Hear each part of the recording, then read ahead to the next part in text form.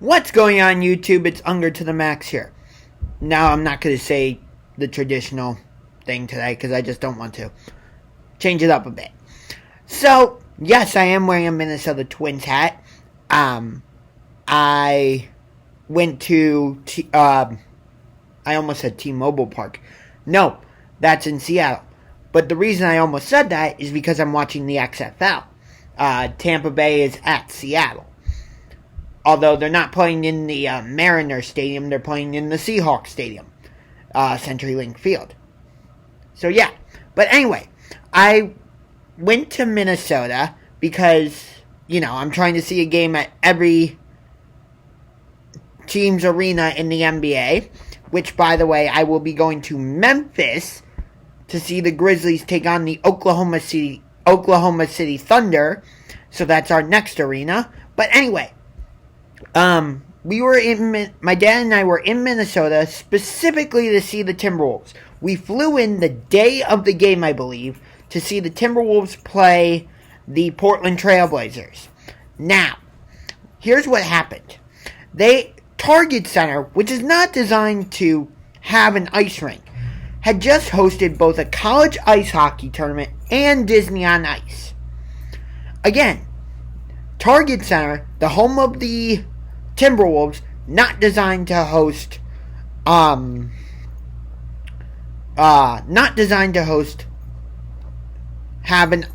an ice rink, but they did.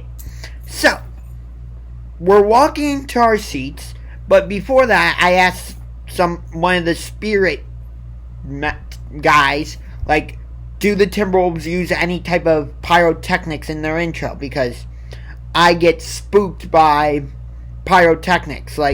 If I don't feel comfortable with a team's introduction, I will leave my seat and wait on the main concourse, and once the intro is over, I will go back and sit in my seat. Other times I might duck down and have my headphones playing. Thankfully, the Cavaliers have taken away the loud bangs from the end of their intro and just use the fire that shoots out of the swords from the sides of the Jumbotron. So I'm good with that. Hopefully, the Cleveland Browns take away the pyrotechnics that they put in, because I'm a season ticket holder for the Browns, and I get terrified by those pyrotechnics, especially because football is so unpredictable. You don't know when a touchdown is going to happen. Anyway, so we're in our seats for the Timberwolves game. They're playing the Portland Trailblazers, and the guys working on the court cannot stop the water from coming up. They just can't. So the PA announcer comes on and goes, "Ladies and gentlemen, we regret to inform you, but today's game has been canceled." The first canceled game in Timberwolves franchise history. And my dad and I were there for it. So, since we did not see a game at Target Center, it does not count. Anyway, we stayed in Minnesota for another day, and I like to see the other stadiums. So, we didn't go to US Bank Stadium where the Vikings play. We just drove by it. No, we actually did go to it, but we didn't go to the team shop. We went inside Target Field, actually. Got a couple pictures by, some cool statues and all that. I would actually love to go to a Twins game. It looks like a really nice stadium. But I actually got this hat at Mall of America. I'm actually a huge Minnesota Twins fan. I don't know why, but I always have been.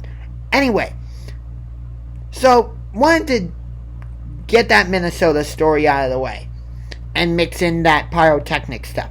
However, that's not the main point of this video. The main point of this video is this. So, I'm watching the XFL, as I already said.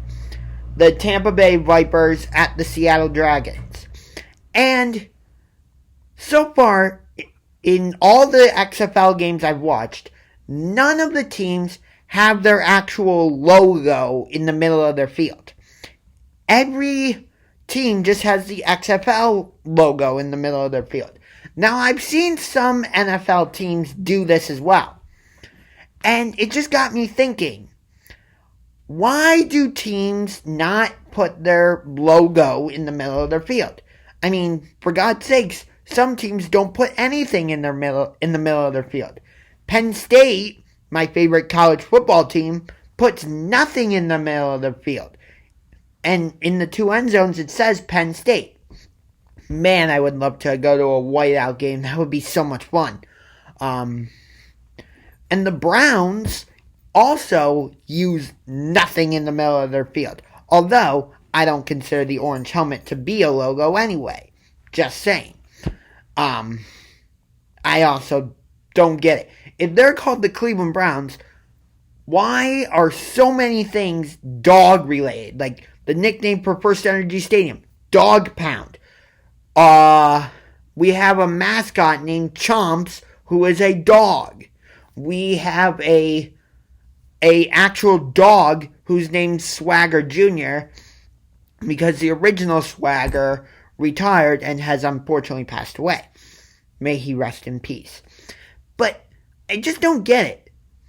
The one exception that I'll make to that rule is MetLife Stadium in New Jersey, although it's the home of the New York Giants and New York Jets. If they're called the New York Jets and the New York Giants, why do they play in New Jersey?